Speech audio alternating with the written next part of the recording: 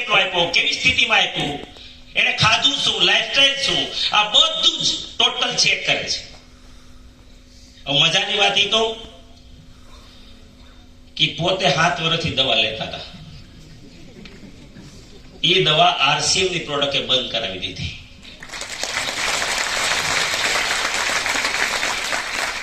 હવે એના બીજા રિપોર્ટ તો નથી. ડોક્ટર સાહેબ જ આવીને કહે તો વધારે સારું. હાલો ને કાળુભાઈ, મોકલો.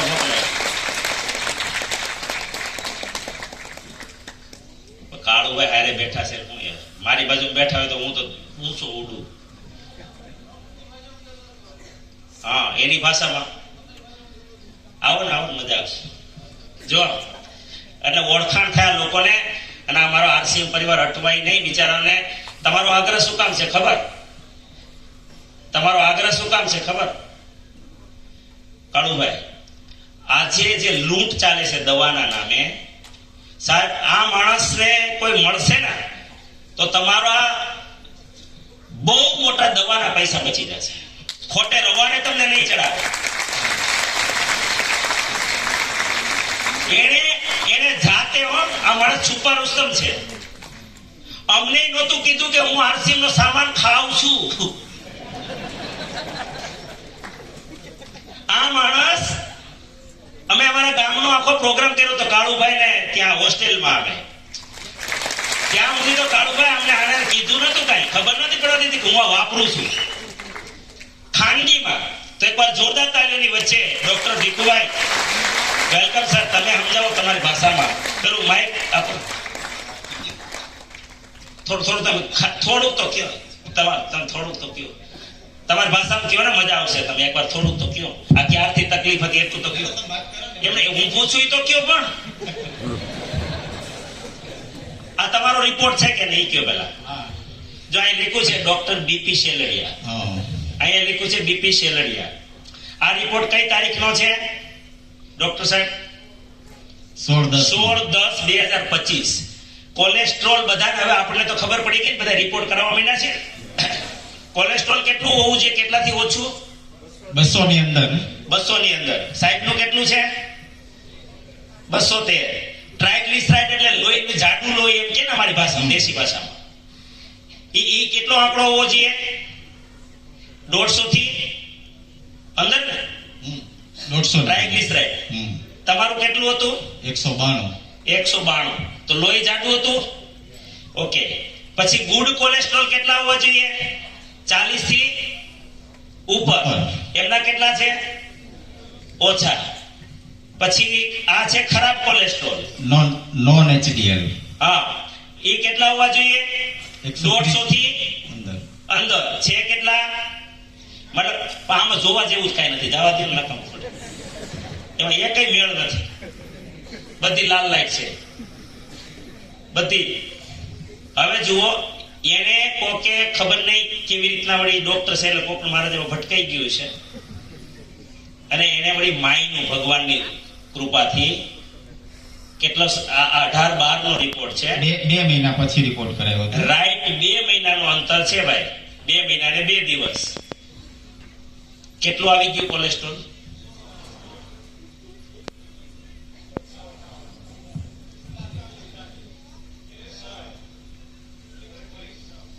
લાગે છે ક્યાંય ફેર પડ્યો હોય?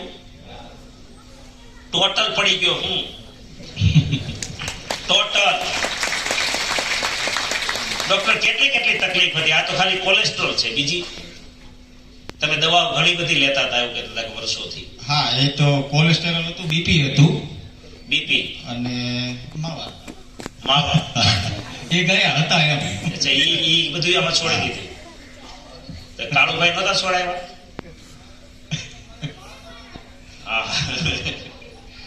બીજો રિપોર્ટ બતાવું આપણી વચ્ચે. કદાચ આપણે પહેલી ઇનિંગમાં બહુ મોટા પાયે જયારે વ્યસન મુક્તિ અભિયાન ચલાવતા હતા એ સમયમાં કાળુભાઈ 2007 ની આજુબાજુ 7, 8, 9માં મેં તમારું નામ બહુ સાંભળ્યું હતું. સુરતની અંદર બહુ મોટા પાયે વ્યસન મુક્તિ અભિયાન ચલાવતા. આપણી વચ્ચે છે કાળુભાઈ શેલડિયા.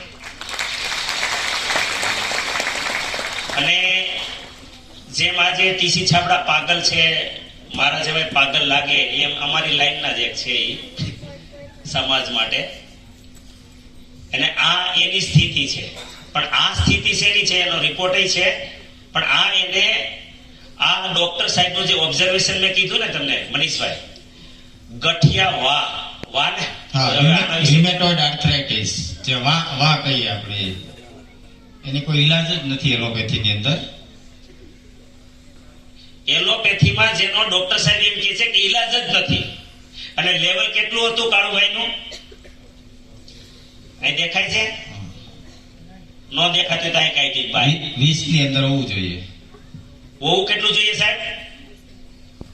20 થી અંદર. છે કેટલું? 34. અને આ બીજો રિપોર્ટ છે. હવે આ રિપોર્ટ કઈ તારીખનો છે આપણો? 3 મહિના. 3 મહિનાનો ફરક છે. અને આ રિપોર્ટની અંદર આ તારીખ છે, આ 3જા મહિનાનો છે ને, આ મહિનાનો છે ને, 6 તારીખનો છે. 6/3 આ મહિનાનો 6/3 તારીખનો રિપોર્ટ છે. 20 ની અંદર હોવું જોઈએ, એની જગ્યાએ 1 થઈ ગયું. 1 અહીંયા બેઠા છે કાળુભાઈ, 1. હવે આ ચમત્કાર તે દિવસે ડોક્ટર સાહેબ મારી ભગવાનભાઈ સાથે વાત થઈ હતી. એ કે મારી 27 વર્ષની જિંદગી અને કદાચ હાલ એલોપેથીના ઇતિહાસમાં આ ઘટના કદાચ કોઈએ નહીં જોઈ હોય. આ પહેલી વાર આ ઘટના છે. એટલે ડોક્ટર સાહેબને કહેવાનું એ હતું કે કઈ જાતની પ્રોડક્ટ છે.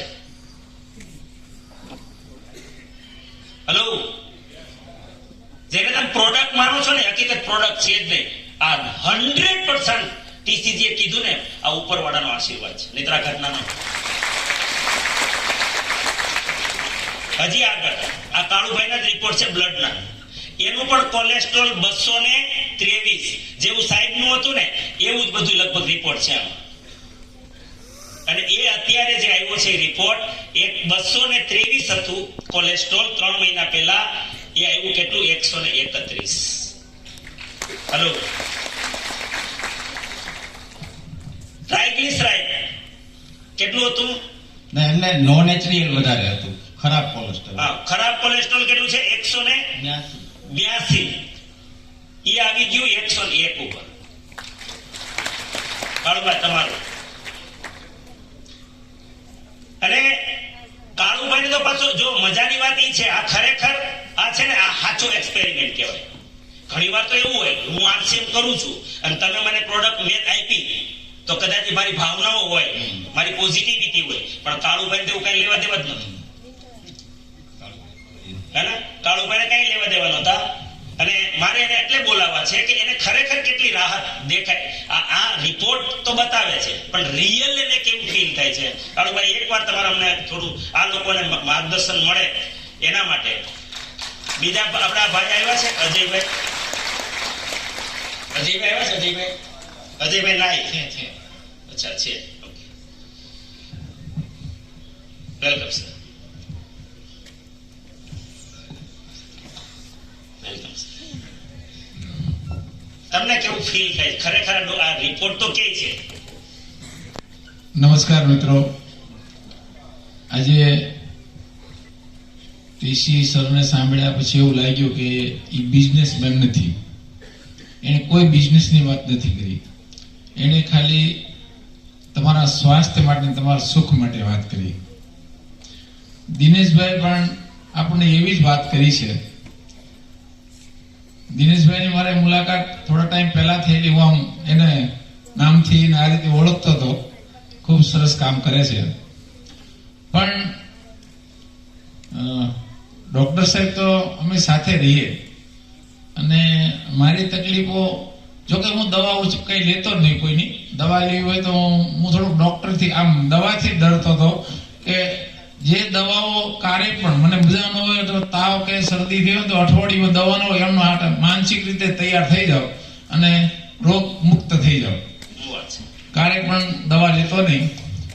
પણ થોડા ટાઈમ પહેલા મને એવી તકલીફ થઈ, લગભગ 10 કિલો વજન ઘટી ગયું. હકીકતમાં ડોક્ટર સાહેબ મારા ખૂબ ચિંતક છે. એ આ બધું કરે મને ખબર નહોતી. અને એને ચિંતા એવી કરી મને કે આ કાકા લેવાની તમારે. મેં કીધું એની છે, હું દવા હું લેતો. કે દવા નથી, આ ખોરાક છે, આ તમારે લેવાનું. પણ એને હું હૃદયથી કહું, મારા ચિંતક એટલે એનું માન્ય કરું અને મેં લીધી. આ લગભગ 2-2.5 મહિના દવા લીધી અને રિપોર્ટ ત્યાર પહેલા કરાયો ને અત્યારે જ રિપોર્ટ આવ્યો. એ એટલો સરસ રિપોર્ટ આવ્યો તો એને પણ આશ્ચર્ય થયું કે એટલો બધો ફરક આવી શકે. પણ જે પ્રોડક્ટ મને આપી અને જે મેં RCM ની જે વસ્તુનો યુઝ કર્યો એટલે કે મને ખૂબ ફરક પડ્યો. અને હજુ પણ જે પણ તકલીફો હશે એ હજી એને ગેરંટી તમને સારા કમ્પ્લીટ કરી દઈશ. આજે પહેલા કરતા અત્યારે કેવું ફીલ થાય છે? ખરેખર બોડી શું કે છે પહેલા કરતા? પહેલા મને કોલેસ્ટ્રોલ રહેતું હતું. કોલેસ્ટ્રોલનું ઘણા એમ ડોક્ટરો કહેતા હતા, પણ હું દવા લેતો નહીં હતો. પણ કોલેસ્ટ્રોલમાં ઘણો બધો ફરક આવ્યો. પછી હેમોગ્લોબિનની અંદર પણ મારે ઓછું થઈ ગયેલું, પણ એ પણ મારે એકદમ કંટ્રોલમાં આવ્યું. પહેલા મને એટલો થાક બહુ અનુભવતો હતો. વિચાર કરો, એક લગભગ 2-3 મહિનામાં 10 કિલો વજન ઘટી જાય તો ઘણા મને કહે કાળુભાઈ તમારી ઉંમર મળી દેખાવા. પછી આ જે દવા લીધા પછી, અરે આ ખોરાક લીધી, દવા તો નહીં કહી શકાય, ખોરાક લીધા પછી મારા વકીલમાં ત્યાર પછી આ 3 મહિનામાં 3 કિલો વજન વધ્યું પાછું. એટલા માટે આપ સૌને મારી વિનંતી છે, દવા ન ખાવી હોય અને બીમાર ન પડવું હોય તો પૂર્વ તૈયારી કરીને RCM નો યુઝ કરવો, જેથી કરીને બીમાર ના પડીએ. કારણ કે એ વસ્તુની અંદર એક ઓરિજિનલ વસ્તુ જ આવે છે અને એક એનું ટોટલ સંશોધન કરીને જે વસ્તુ આપણને આપે છે. એટલા માટે હકીકતમાં આપણા માટે ખૂબ ફાયદાકારક છે. રાષ્ટ્રનું નિર્માણ ત્યારે થશે તમે સ્વસ્થ હશો. કારણ કે એટલા માટે હેલ્થ, વેલ્થ ને હેપીનેસ બહુ મહત્વનું. 2 વસ્તુ પાછળ થશે. હેલ્થ સારી છે તો તમે વેલ્થ કરી શકશો, વેલ્થ થશે તો હેપીનેસ આવશે. એટલા માટે આજે દિનેશભાઈ ખૂબ કેટલી સુંદર રીતે આપણને સમજાવે અને આપણા દિલમાં બેસી જાય એવી વાતો કરી છે. આગળના વક્તાએ પણ ખૂબ સુંદર વાત કરી. પણ દિનેશભાઈ, તે તમારી જે સમજાવવાની જે ટ્રીક છે એ ખૂબ લોકોને ગમે છે. 100%ની વાત છે. અને હવે હું પણ ઈચ્છા રાખું કે આ રાષ્ટ્ર નિર્માણ માટેનો પ્રયાસ હોય. હું સામાજિક ક્ષેત્રને કારણે, સામાજિક માણસ હોવાને કારણે મારે પણ આને થોડો ઘણો કાંઈ પણ ભાગ લેવો જોઈએ અને લોકો સુધી વાત પહોંચાડવી જોઈએ. એ ભાવનાથી આપને આ વાત કરું છું. ખૂબ ખૂબ ધન્યવાદ. આજે RCM ખૂબ સુંદર કામ કરી રહ્યું છે, લોકોની ચિંતા કરે છે અને રાષ્ટ્રનું નિર્માણ ત્યારે જ થાય આપણે સ્વસ્થ હશું. તો આ પ્રસંગે મને પણ મારા વિચાર રજૂ કરવાનો મને પણ ઘણો ફેર પડ્યો છે આ ડોક્ટર સાહેબને કહેવાથી. અને ડોક્ટર ખૂબ ખૂબ ધન્યવાદ. દિનેશભાઈ, આપને પણ ખૂબ ખૂબ ધન્યવાદ. લોકો સુધી આવું સુંદર મજાનું કાર્ય કરી રહ્યા છો. ધન્યવાદ. Thank you. આશીર્વાદ આપતા રહેજો.